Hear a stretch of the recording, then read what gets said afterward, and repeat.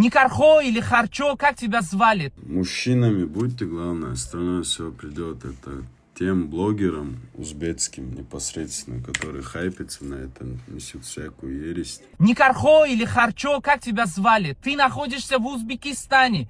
Это тебе не Россия, где ты сможешь позволить себе все. С тобой там ничего не произошло только потому, что у него работа тебя защищать, а не бить. Но благо мы гостеприимный народ.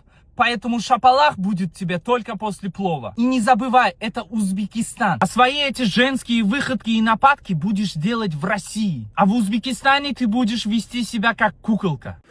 Узбекскому народу у меня никогда в жизни не было никаких негативных отношений. Всегда с добром, с братской любовью относился и отношусь.